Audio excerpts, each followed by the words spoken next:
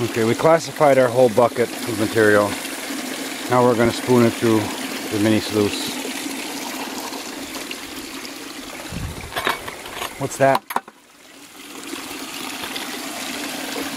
I'll finish that.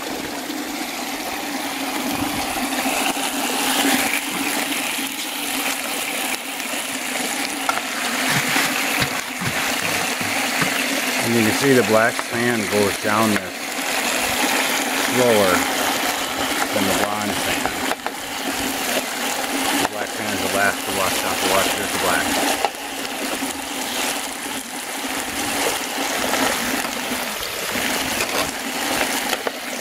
So that washes down there through here, drops down this grate, and then there's another sluice down here, a little mini sluice. And you can see the black sand. There's a piece of gold. There's lots close to gold right here.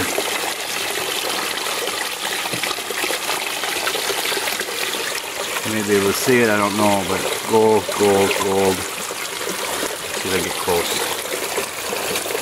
Those little yellow spots you see are gold. They're heavier than all the other materials, so they stay in this mat. All the other stuff washes off. So we're going to run this whole thing and see what it looks like.